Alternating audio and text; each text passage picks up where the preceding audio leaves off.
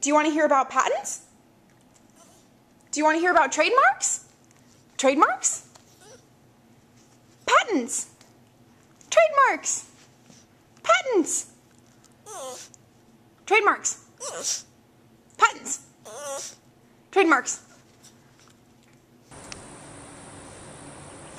Oh, hello there. What a pleasure for you to join us today. I am Mrs. Trademark, and I will be assisting you on learning about intellectual property and how to protect it, along with my dear old friend, Mr. Patent, also known as Nick. So you'll be able to follow along with me with your handout placed in front of you, and I will refer to it frequently. But first we're going to be going over intellectual property. And what is it? Well, you say, I'm a business student, of course I know what intellectual property is. But what you don't know is the correct definition from the United States Patent and Trademark Office. So I'll give you that right now. It is defined as an idea, an improvement, an emotion that we can touch, we can see, and we can hear, and we can feel. So it's a very broad definition. First of all, let's go over what are the intellectual properties, how you can, what you are going to be able to protect them with, what kind of property rights. And please refer to the first chart on your handout. The first one is going to be trademarks, which I'll be describing in more detail, but just to give you a brief definition, it is a name, a symbol, a device, or a combination thereof. Secondly are copyrights. I think you've all heard of that. It is a form of protection available for a wide variety of works, including literary. So, for example, plays, music, anything written. Next is trade secrets. You've heard of that, but did you know it was covered by property rights? Any valuable information that gives its owner a competitive advantage. Fourth, is going to be patents, covered by Mr. Patent. Okay, so you're going to be referring to the second chart on our handout, which is what is covered under trademark law. I'm going to be going into it a little bit more depth than you have on there, but this is a good thing to refer to. Add notes if you'd like. First thing that is important is trademark usually covers words and multiple words becoming slogans. An example of this would be Target or expect more, pay less. Things that aren't covered under this are words that are in the dictionary or things that describe what you're selling, such as VCR 3 would not work because it is describing the third version of a VCR. Okay, second, our designs can be trademarked, but they must be distinctive. Therefore, you cannot trademark just a square or a circle, but you can trademark a Nike swoosh. Okay, third one on there, numbers and letters are eligible as long as they do not describe the mark, such as tablet 3, like I was explaining before. But what can be trademarked is going to be something like CNN, which is 3 different letters, but they're fairly random. Okay, third are fragrances. Trademarks.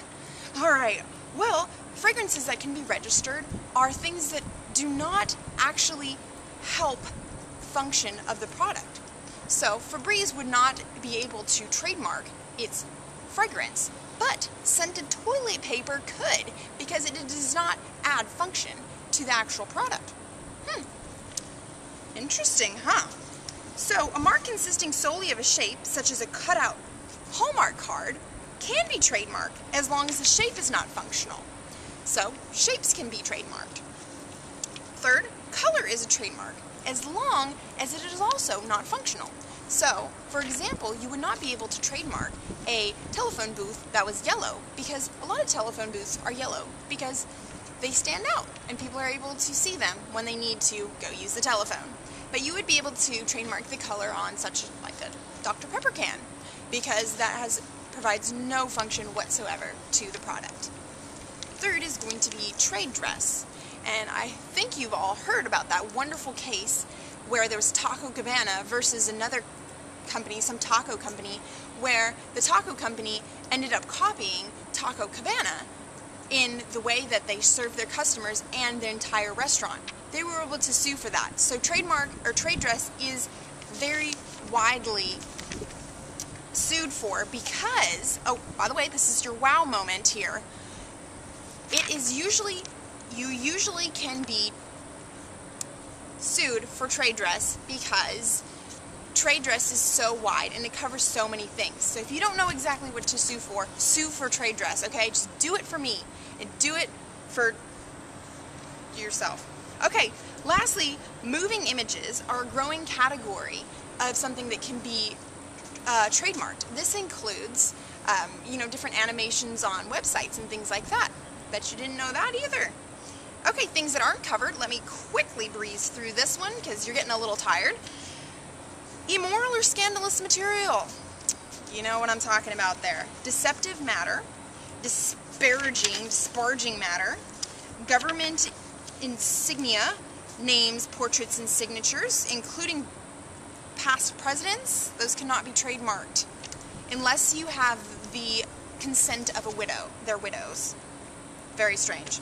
Merely descriptive marks, geographic terms, surnames, functional marks, confusingly similar marks, and statutory protection marks. Refer to all of these on your handout. Alrighty, next we're going to talk about where you can register your trademark. Please refer to the third graph on your handout. There's going to be 3 different ways you can register, depending on what you want to use your trademark for. So the first way is going to be common law. This type of method is going to be used when all you need to do is trademark an item that's only used in a small geographic area. And to register, you don't have to really do anything. All you have to do is find a name or anything of the list I told you about, fragrance, whatever, and use it, as long as no one else is using it.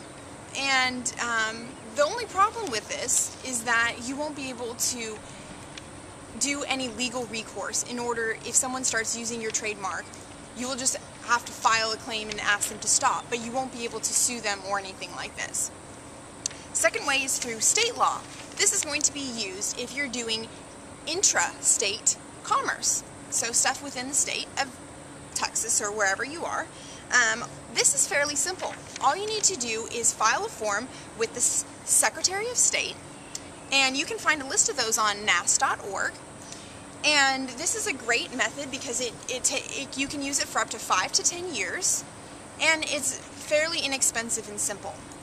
Last way is going to be federal, and this is going to be used if you need to do something, of course, on a national level. Also, it can be used if you want to do global, but that's a whole nother story. And, if you get into that, you can talk to me later. I'm always here, sort of. Okay, federal is going to be, you're going to file with the USPTO, which I described earlier as the United States Patent and Trademark Office. And you can go to their website at uspto.gov, all on your handout. And this is going to be great if you're doing, if you want a trademark that is going to be eternal, because you can just keep renewing and renewing and renewing. So it's a great thing to have, and it's going to take you anywhere from 6 months on up to be able to register it. Depending on how many infringements there are or names that are similar, you could have it done within 6 months. What are the 4 different types of trademarks? Pull out your highlighters or writing utensils, and we're going to be talking about the 4 different types. So, the 2 most common are going to be service mark and trademarks. Service mark and trademarks trademark is used interchangeably a lot of the time to signify service mark, but service mark is services and trademarks are goods. But you can signal these 2 differences by having a TM for trademark or an SM for service marks. Trademarks can also be covered under the R with a circle or under registered with the USPTO. The other 2 that I haven't mentioned are going to be collective marks and certification marks. I'm looking at the handout, by the way. Highlight those. Collective marks are going to be marks used by groups, such as Girl Scouts. So any sort of group that gets together can register the name of themselves. Second are going to be certification marks, and these are quite interesting. They are actually marks that are put on by other companies to signify the quality of the goods, such as 100% pure Florida orange juice, seal of protection on, or seal, on another orange juice to convey that it has a great quality of orange juice from Florida. So, there you have it. So, how do you search for existing trademarks so you don't have the same as someone else's? Well, it depends on how long you're going to be using the trademark for, and it depends on how many resources you have available to you. Money being the main one, of course, or time. The first one, for limited resources, what you can do is you can go on the USPTO website. This is going to be a very, very junky way to do it because their records are 2 months old. Plus, they don't include state or international trademarks. But this will give you a foundation, a starting point.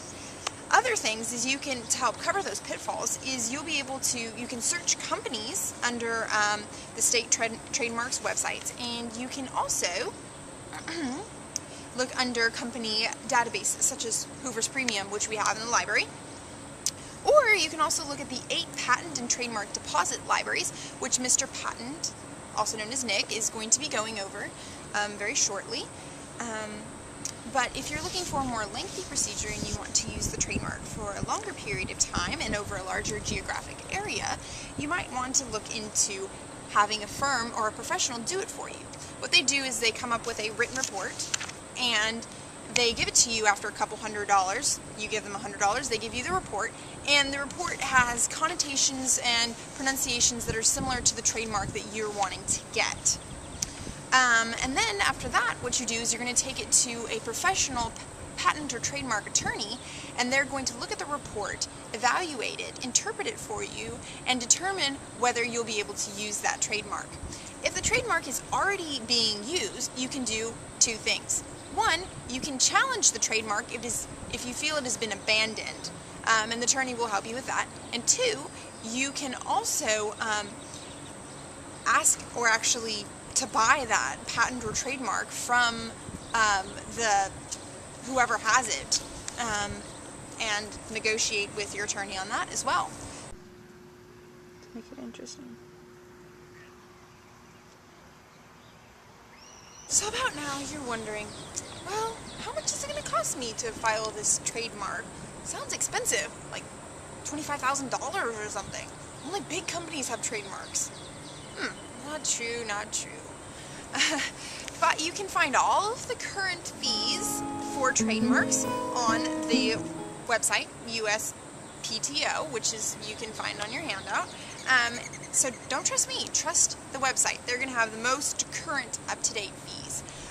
But I'll give you what I found. The fees for the initial application vary depending on how you file.